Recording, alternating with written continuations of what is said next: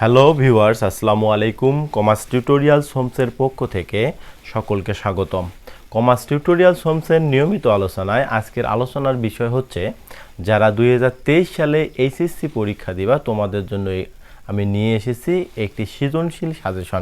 বিষয় হচ্ছে হিসাব বিজ্ঞান দ্বিতীয় পত্র। তাহলে হিসাব বিজ্ঞান দ্বিতীয় পত্রের আমরা একদম ফাইনাল সাজেশন দেখব। তোমাদের পরীক্ষার রুটিন গতকালকে প্রকাশিত হয়েছে। রুটিন প্রকাশের পর তোমাদের ফাইনাল সাজেশনটা নিয়ে আসলাম। এইগুলো ফলো করলে তোমরা পরীক্ষায় খুব ভালো ফলাফল করতে পারবা।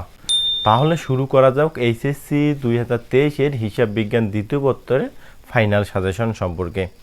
2023 সালে শর্ট সিলেবাসে যে অধ্যায়গুলো ছিল, দ্বিতীয় অধ্যায়, চতুর্থ অধ্যায়, পঞ্চম অধ্যায়, ষষ্ঠ, সপ্তম এবং অষ্টম অধ্যায়, এগুলো শর্ট সিলেবাসের অন্তর্ভুক্ত। এর মধ্যে পঞ্চম অধ্যায়টা হচ্ছে আর্থিক অবস্থার বিবরণী। এই আর্থিক অবস্থার বিবরণীটা ক বিভাগে আসবে, দুটি প্রশ্ন আসবে, এখান থেকে তোমাকে দুটিরই সমাধান করতে হবে। এবং খ বিভাগে থাকবে তোমার অধ্যায়গুলো দ্বিতীয় অধ্যায়, চতুর্থ অধ্যায়, ষষ্ঠ, সপ্তম ও অষ্টম অধ্যায়গুলো, এগুলো খ বিভাগে থাকবে। এখান থেকে মোট 5টি প্রশ্নের উত্তর করতে হবে তোমাকে। এর মধ্যে তোমাকে 5টির উত্তর করতে হবে এবং নৈবেত্তিক আসবে 30টিরই উত্তর করতে হবে। তো এই খ বিভাগের মধ্যে কোন আইটেমগুলো করলে কোন সৃজনশীলের মধ্যে কিভাবে সমাধান করা যাবে, কোন প্রশ্নগুলো আসতে পারে, সৃজনশীল কতে বলা থাকবে কোনগুলো প্রশ্ন, খতে থাকবে কোনগুলো এবং গতে থাকবে কোনগুলো, এই নিয়ে বিস্তারিত আলোচনা করব। তাহলে দেখা যাক দ্বিতীয় অধ্যায়। তাহলে আমরা খ বিভাগে থাকবে দ্বিতীয় অধ্যায়।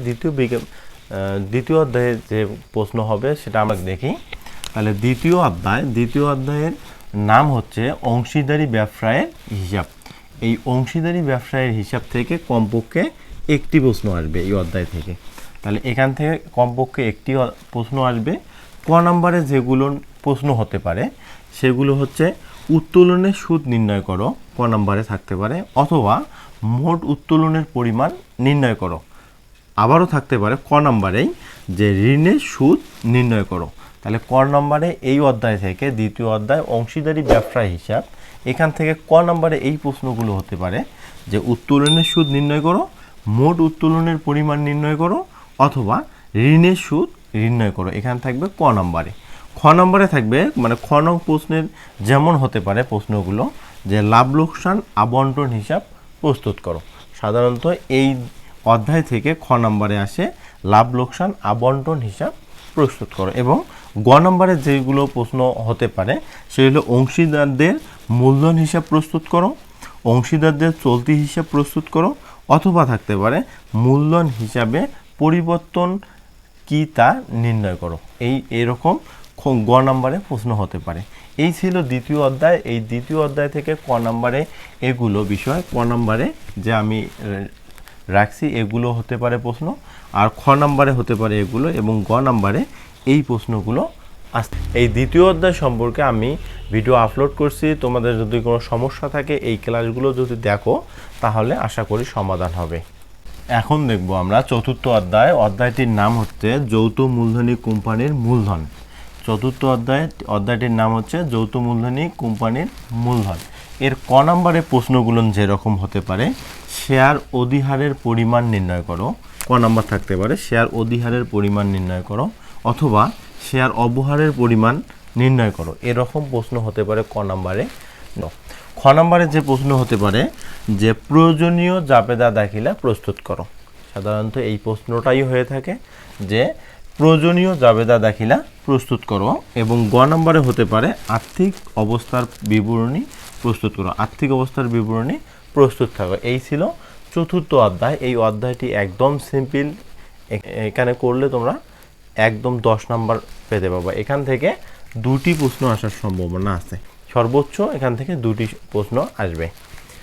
এখন আমরা দেখব ষষ্ঠ অধ্যায়। ষষ্ঠ অধ্যায়তে আর্থিক বিবরণী বিশ্লেষণ। এখান থেকে সর্বোচ্চ দুটি প্রশ্ন আসবে এখান থেকে। তাহলে আমরা ক নম্বরে যেগুলো আসতে পারে সেগুলো আমরা দেখি। ক নম্বরে অলিক সম্পদের পরিমাণ নির্ণয় করো, অথবা অসমহিত ব্যয়ের পরিমাণ নির্ণয়। আরও হতে পারে বিক্রিত পণ্যের ব্যয় নির্ণয় করো, অথবা থাকতে পারে মোট ব্যয় নির্ণয় করো। তাহলে ষষ্ঠ অধ্যায় আর্থিক বিবরণী বিশ্লেষণ, এখান থেকে সর্বোচ্চ 2টা প্রশ্ন আসবে। তো এইগুলো কিছু সূত্র মনে রাখলে এই অধ্যায়টাই হয়ে যায়, যেগুলোর মধ্যে হলো যে অলিক সম্পদের পরিমাণ নির্ণয় করো, অসমন্বিত ব্যয়ের পরিমাণ নির্ণয় করো, বিক্রিত পণ্যের ব্যয় নির্ণয় করো, মোট ব্যয় নির্ণয় করো। এগুলো ক নাম্বারে আসতে পারে। খ নাম্বারে যেগুলো আসতে পারে দেখি আমরা, চলতি অনুপাত নির্ণয় করো, তড়িৎ অনুপাত নির্ণয় করো, কার্যকারী মূলধন অনুপাত নির্ণয় করো। এইগুলো খুব ইম্পর্টেন্ট, এগুলো খুব ইম্পর্টেন্ট। এখন আরও হতে পারে মোট লাভ নির্ণয় করো, নিট লাভ অনুপাত নির্ণয় করো, আবার বিনিয়োজিত মূলধনের আয় অনুপাত নির্ণয় করো। এগুলো আসতে পারে খ নাম্বারে।